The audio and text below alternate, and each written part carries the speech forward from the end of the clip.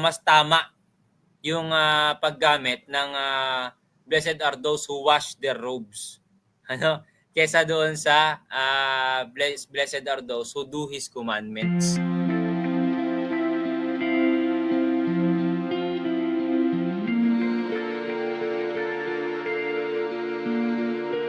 Ito naman kaya ang Biblia 2001, yung pinakabagong ang Biblia. Ano sabi doon? Mapapalad ang naghuhugas ng kanilang damit upang sila ay magkaroon ng karapatan sa punong kahoy ng buhay at makapasok sa lungsod sa pagitan ng mga pintuan. So, the point, Mark, is yung Tagalog Bible, tama yung ano niya. Hindi talaga po yan, yung salita dyan ay hindi talaga yung sumunod sa utos ay makakapasok sa, magkakaroon ng karapatan na kumain sa puno ng buhay. Mali talaga yung nasa King James Version. Yun po ang gusto kong linawin eh. Hindi ito problem ng context, Mark Paul eh. Hindi kagaya ng mga nakarang discuss natin na talata eh. Context lang kinakailangan nating unawain eh. Pero ngayon, this is a textual problem. Ibig sabihin po, yung problema, nandoon sa ginamit na teksto. Kaya nagkaroon ng maling interpretation sa Bible. Okay, so yun ang i-discuss natin. Anong text ba yung ginamit ng King James Version? At ano yung ginamit ng mga ibang version? Halos lahat, Mark Paul, ng ibang mga Bible version. NIV, RSV, ay lahat ng ginagamit nila hindi yung those who keep the commandments eh. King James Version lang talaga ang gumagamit noon. Ano? May masasabi ka ba doon, Marco? May ano ka? Kung titingnan natin, Pastor, ang problema nga dyan is yung translation, yung textual problem. Natatandaan ko nung dati, nung nasa Advent Bible Institute ako, isa sa mga pinag-aralan namin ni Kadyo Absalud na talata, na kung saan nasa biblical languages ata kami nun, tinignan namin yung pagkakaiba nung mga translation nga, na bakit si King James ginamit niya yung keep the commandments or those who keep the commandments. Tapos sa ibang translation naman is ginagamit yung wash their robes. Tinignan namin yung pagkakaparehas, Pastor, nung kailang pagkakagamit sa Greek. Kaya sabi doon is may nauwi yung isang translation into keeping the commandments, pero ang pinaka nasa translation or nasa pinaka-original Greek is yung wash your robes. Kaya yun, Pastor, yung maganda nating maipakita at masabi sa mga kapatid para maintindihan natin na yung sa King James is hindi siya yung tamang gamitin na translation, no? Pagdating po sa talata na yan. Yes. So tama ka, Mark Paul, pupunta tayo ngayon sa original Greek. At i-compare natin yung King James Version, yung pinagkunan ng King James Version at yung pinagkunan ng ibang mga version. Ito po yung Greek na pinagkunan ng King James Version, itong Textus Receptus nasa taas. At ito namang nasa baba, ito yung pinagkunan ng ibang mga version. Ang ibig sabihin po ng NA ay Nestle Aland United Bible Society. So ito po yung mas ginagamit ng ibang mga version, yung nasa baba. Babasahin ko para sa mga hindi nakakaano ng Greek. Sabi po doon, Hoi po, yung nasa taas ang binabasa ko po, Hoi poiuntes tas entulas autou.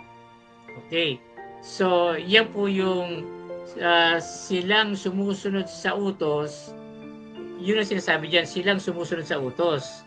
Yung nasa baba naman, Hoi plunontes tas istolas auton. Medyo malapit Pero yung nasa baba sinasabi nun, silang naghuhugas ng kanilang damit. Yung damit dun yung istolas. Yung plunontes naghuhugas. Okay.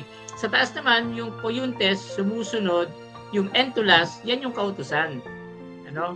So nakikita po natin, napakalapit. Napakalapit yung poiuntes naging plonuntes at yung entulas naging istolas. Kaya hindi nakapagtataka na kumbaga pwedeng magkamali talaga. Ano? Pero alin ang tama diyan? Well, marami tayong pwedeng i-discuss. Una, itong Textus Receptus, Mark Paul. Yung Textus Receptus po, ang bumuo niyan ay si Erasmus. Si Erasmus ay isang Bible scholar nung mga 1500s pa. At ang ginawa niya, kasi gusto niyang magsulat ng Biblia na Latin version.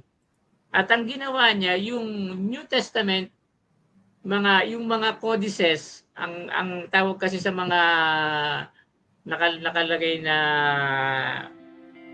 mga Greek text, ang tawag doon mga codex, mga lumang teksto, mga codex ang tawag doon.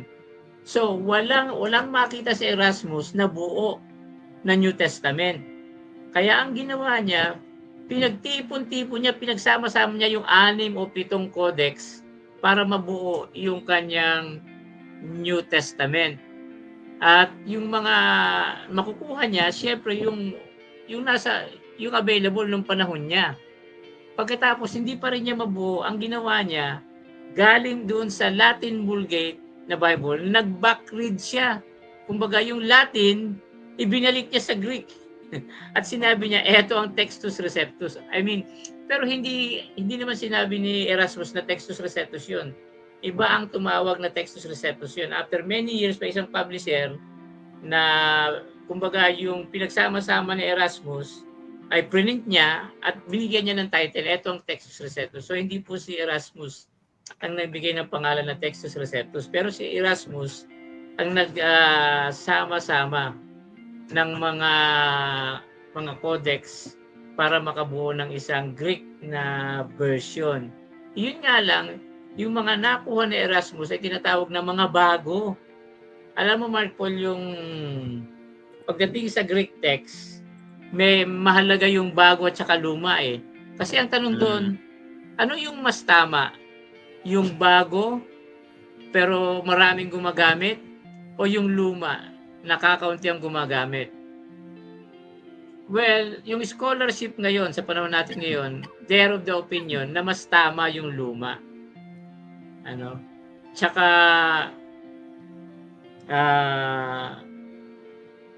yung kasing bago, pwedeng, although maraming gumagamit, pwedeng magkaroon ng mga pagbabago. Yun ang dun eh. Kapag luma, konti lang yung panahon na pwedeng baguhin yun. Kapag mas bago yung text, pwedeng pumasok yung mga pagbabago, yung mga changes sa original text. Kaya yung current scholarship, they are of the opinion na mas maganda yung text, yung Greek text na mas luma. At yung Nestle Aland, yung UBS na pinakita natin kanina, doon nakabase yun.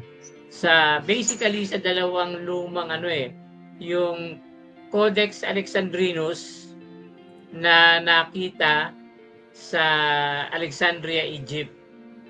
At saka meron pa ako hindi maalala isang luma din, pero yung dalawang lumang text na yun ang pinagbatayan ng Nestle Aland UBS Greek text. Okay, so yun ang Mark Paul. Yun ang masasabi ko doon. Mas tawag dito, mas bago yung Textus Receptus, pero sa tingin ko mas tama yung luma na na text. May gusto ka sabihin doon, Mark Paul? Kung titignan nga natin pa sa ganun ang pinakabasehan natin kapag textual understanding yung kailangan nating intindihin dito sa pag-unawa ng chapter 22 verse 14 ng aklat ng Revelation. At tama nga rin po yung sinabi na kapag pinagbasehan natin yung tag dito, yung pinakatama na translation, ang pupuntahan natin is yung mga lumang salin or yung mga lumang talagang mga pinagbasihan nung salin. Kasi nga, kung titignan natin kung translation by translation or kahit hindi siya translated or yung mga bago na mga compiled na mga Greek text, ay malaki yung chances na magkaroon ng errors.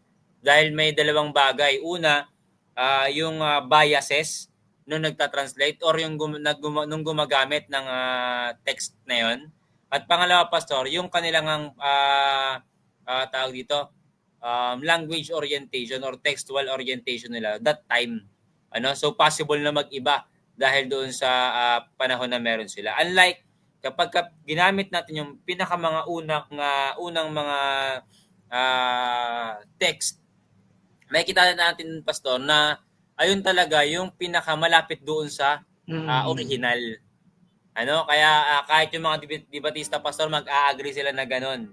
Na kapag gusto nating malaman yung isang ibig sabihin or pinakagusto talagang pinakatamang translation is babalik kami yung lumang Yes. text para maintindihan natin yung isang bagay. Mas tama yung paggamit ng blessed are those who wash their robes. Kesa doon sa blessed are those who do His commandments.